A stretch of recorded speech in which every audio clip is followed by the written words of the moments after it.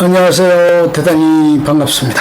61년생 정동분 7. 가난한 덕선이들의 찬란한 청춘 꼬마 목수. 엄마가 전생에는 남자였던 것 같아. 순할순 꽃화 순하라는 여인을 사랑했던 남자. 안 그러냐 젊어서는 고수나 늙어서는 김수나 호호호. 그렇다 동분 인생엔 유독 소설 같은 장면이 많다. 그 가운데 하나가 순하다. 살며 마음 나눈 친구가 딱 둘인데 두 사람 이름이 거짓말처럼 똑같이 순하다. 10대 후반부터 20대 중반까지 반짝반짝 빛나던 청춘을 함께 나눈 고선호와 40대부터 희로애락의 정을 나눈 김수나, 동분한 순아들 관해 이렇게 표현했다. 엄마가 니네 친할머니 모시고 한참 마음고생하면서 고순아랑 연락이 끊긴 거거든.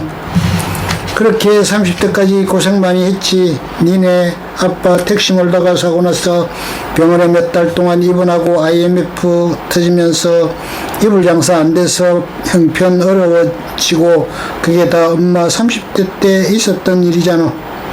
먹고 살기 빡빡하니까 친구도 없었어. 그러니까 어디 하소연할 때도 없고 맨날 소가리만 했다는 거 아니냐. 엄마가 그렇다고 뭐 니네 아빠가 언제 한 번이라도 엄마를 따뜻하게 안아준 줄 아냐. 그래서 고순아가 나한테 김순아를 보내준 거 아닌가. 너 그런 생각이 들더라고. 그래가지고 엄마가 또 기대를 해보는 거야. 김순아가 죽고 나서 엄마가 또 혼자 잤냐. 김순아가 하늘에서 또 다른 순아를 나한테 보내주지 않을까 하고 호호호. 이번에는 박순화 일라나. 아들로서 간절히 소망해온다. 또 다른 순아가 등장해 엄마의 노년을 함께 할 수 있기를, 그 소설 같은 이야기가 또 한 번 현실이 될 수 있기를 각설하고 시작해보자. 순아들에 관한 이야기다. 고순아와 김순아. 동분이 고순아를 처음 만난 건 18 재화 공장에 들어가면서다. 당시 그 공장에선 10명을 한 조로 묶어 작업시켰다. 동분이 소속된 조의 조장이 고순아였다. 먼저 다가와 인사를 건네던 고순아를 동분은 지금도 또렷이 기억한다. 순아가 항상 단발이었거든. 처음 봤을 때도 긴 귀 밑에까지 살짝 내려오는 단발이었지. 얼굴은 갸름한 게 뽀여가지고 쌍꺼풀도 살짝 져서 예쁘게 생겼더라고. 첫날 공장에 갔더니만 미리 내 얘기를 들었는지 먼저 와가지고 이러더라. 소띠라고. 난 지띠인데 그냥 신고하자. 나는 여기 조장 고순하다. 한 살 많은 언니가 친구하자는데 내가 뭐 마다할 일이 있냐.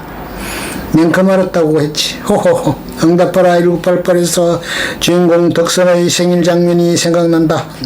언니에게 치이고 동생에겐 늘 양보만 하는 둘째 딸. 공교롭게 생일까지 언니와 비슷했던 덕선. 이번 생일은 무조건 언니와 따로 하겠노라고 선언했지만 늘 그러했듯 이번에도 언니 생일날에 맞춰 덕선의 생일상이 차려진다. 결국 덕선은 그간 쌓였던 서러움을 폭발시킨다.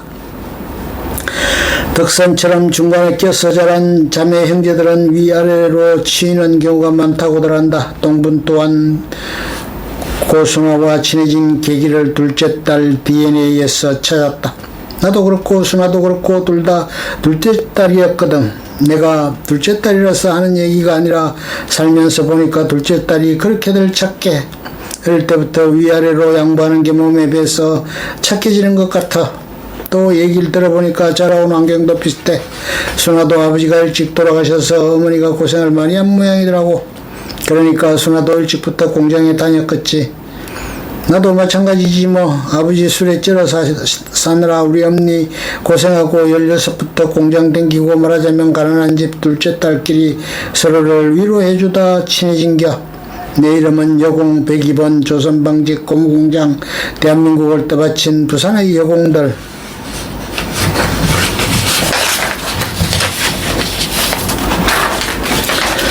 나중에 다시 얘기할 기회가 있을 텐데 동분의 10대는 탈출로 점철되어 있다. 술에 쩔은 아버지와 좁은 단칸방 그 구질구질한 생활에서 어떻게든 벗어나는 게 10대 동분의 소망이었다. 그렇게 14세 동화책방 사장댁으로 갔고 16세 친구 따라 대구 섬유공장에 갔으며 나중에 일이지만 송일령과 결혼하기 전까지 언니 집에 얹혀 살았다.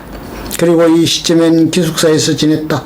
공장이 대화동이었으니까 사실 신탄진이랑 먼 거리가 아니거든.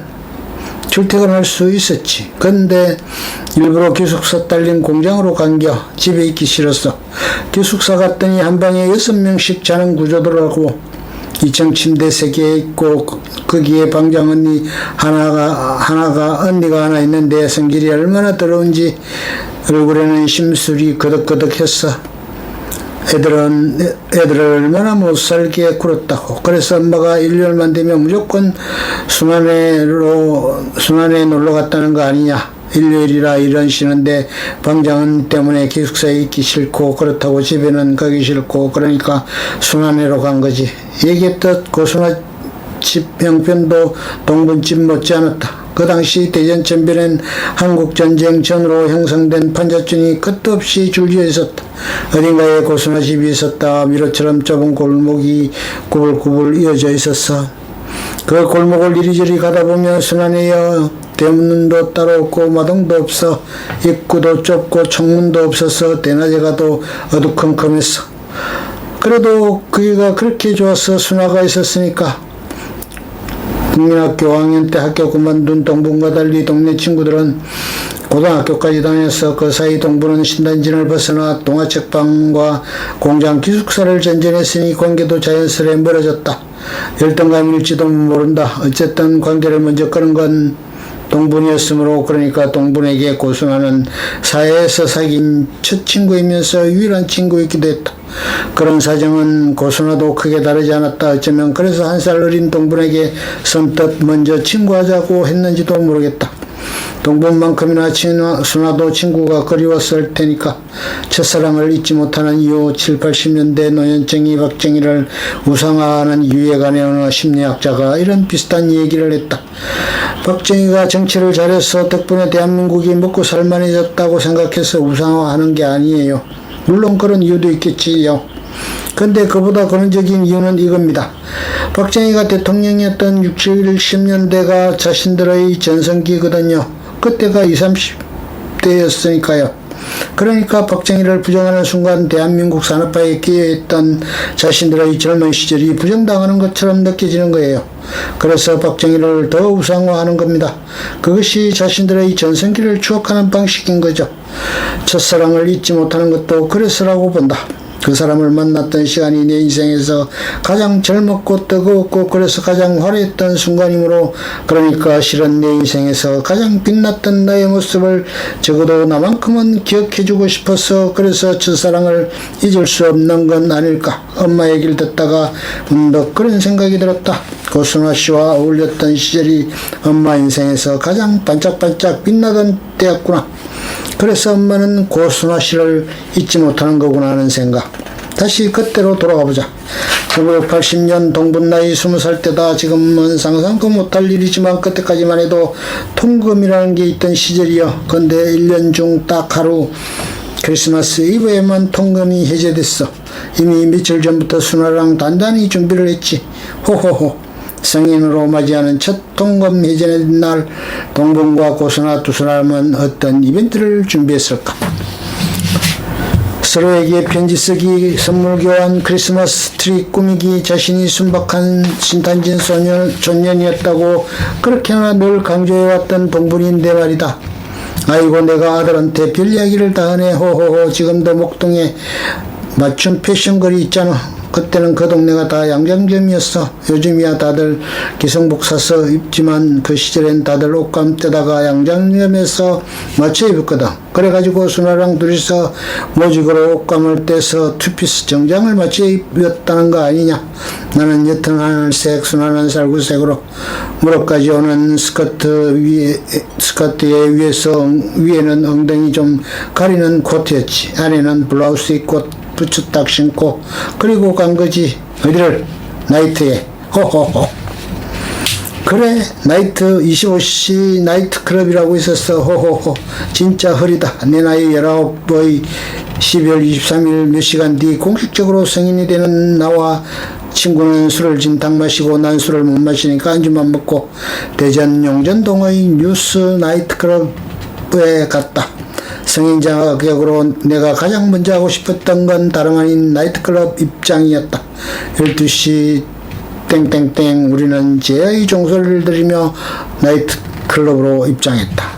물론 떡을 한껏 짙게 세우고 민정을 당당히 보여주면서 순박한 신탄진 초년이었다던 엄마 입에서 나이트라는 단어가 나왔을 때 내가 헐이라고 반응할 수밖에 없었던 건 그랬었다.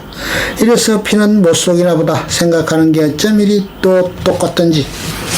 중앙대파트는 너도 알지? 대전천 복원하기 전에 중앙대파트라고 있었잖아. 그 옆에가 신도요 극장이었고 그 뒤에 25시 나이트클럽이라고 있었어. 우리 또래들은 기억할 거요. 순진했지. 순진하긴 한데 호기심에 간 거야. 엄마도 그때 나이트는 처음 가본겨. 순나랑 옷 맞춰 입고 호호호. 거기서 남자 만난 건 아니고 춤추고 논 거지 뭐. 새벽까지 놀다가 나오니까 포장마차에 사람들이 바글바글 하더라고. 신도국장 앞이 포장마차 거리였거든. 포장마차에서 맛있는 것도 먹고 사람 구경하면서 밤새워 놀다 아침에 들어왔지. 그땐 젊었으니까 밤새워도 지치는 줄 몰랐겠지. 그처럼 동부는 거의 모든 첫 순간을 고순아와 함께했다. 그 힘들다는 지리산 등산도 고순아와 함께 했기에 가능했고 오토바이를 탄 것도 물론 고순아와 함께했다. 순박한 신탄진 촌년이었다더니 은근히 할 건 다 했다. 1980년 가을 동분 20살 때 고순아와 웬와 지리산 올라가기 전 잔디밭에서 이 사진이 고순아와 찍은 유일한 사진이다.